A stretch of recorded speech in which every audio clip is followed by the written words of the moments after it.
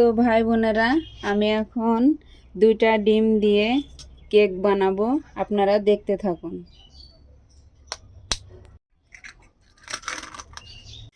তো ভাই বোনেরা, আমি 2টা ডিম ভেঙে নিয়েছি। এখন এই 2টা ডিম দিয়ে আমি কেক বানাবো, আপনারা দেখতে থাকুন। আমি এখন হ্যান্ড উইচ দিয়ে ডিম দুটো ফাটিয়ে নেব। এখন আমি মেজারমেন্ট কাপের 1 কাপ চিনি দিয়ে দিলাম।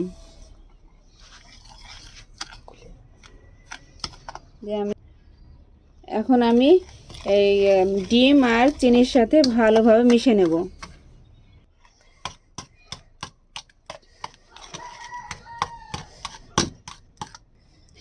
তো আমি এখন হ্যান্ড ব্লেন্ডার দিয়ে মিশ্রণটাকে ফাটিয়ে নেব, ভালোভাবে মিশিয়ে নেব, চিনিটা যেন দানা বেঁধে না থাকে।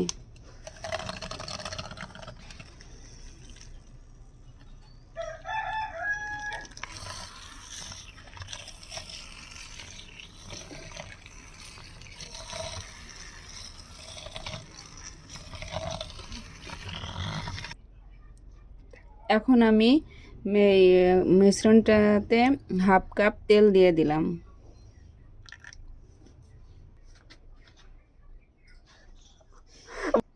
তো এখন আবার আমি মিশ্রণটা ঘুরিয়ে নেব তেল দেওয়ার পরে। এখন আমি 1 কাপ আটা চেলে নেব মিশ্রণটার উপরে।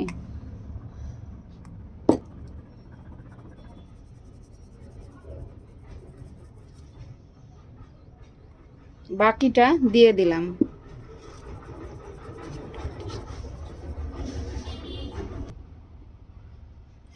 এখন আমি 1/2 চা চামচ বেকিং পাউডার দিয়ে দেব।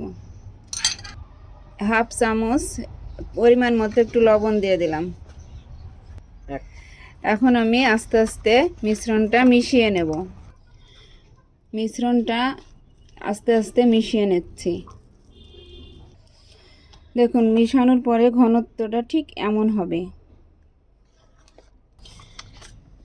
যে পাত্রে এটাতে আমি বানাবো, এটাতে প্রথমে আমি তেল দিয়ে নিয়েছি আর পেপার দিয়ে নিয়েছি, পেপার কেটে পেপার দিয়ে নিয়েছি ঠিক এমনভাবে।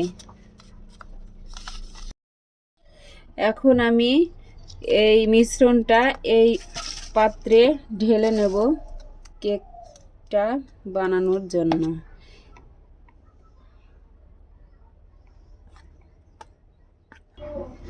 মিশ্রণটাকে আমি এই পাত্রে ঢেলে নিয়েছি।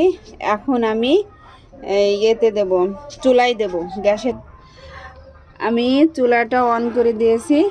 এখন পাত্রের ভিতরে আমি দিয়েছি বালির ভিতরে একটা স্ট্যান্ড আছে। এটা হাই হিটে অনেক গরম হতে হবে। গরমের পরে আমি পাত্রটা দিয়ে দেব।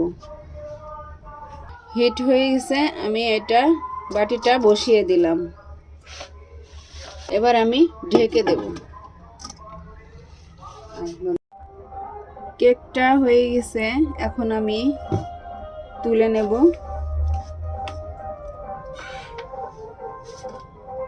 কাঠি দিয়ে পরীক্ষা করে দেখতে হবে যে কেকটা আমার পারফেক্ট হয়েছে কিনা। হয়ে গেছে, মাশাআল্লাহ, কেকটা আমার অনেক ফুলেছে, দেখতে ভালো লাগছে। কেকটা দেখি কালার কেমন হয়েছে। মাশাআল্লাহ, কালারটা অনেক সুন্দর হয়েছে। দেখেন আপনারা, কালারটা অনেক সুন্দর হয়েছে। কেকটা এখন আমি কেটে দেখি যে কেকটা কেমন সফট হয়েছে। দেখেন কত সুন্দর হয়েছে কেকটা, স্পঞ্জের মতো। এবার আমি একটু খেয়ে দেখি। মাশাআল্লাহ, আমার কেকটা অনেক সুন্দর হয়েছে, স্বাদও অনেক ভালো। আপনারা এইভাবেই কেকটা তৈরি করবেন। ধন্যবাদ।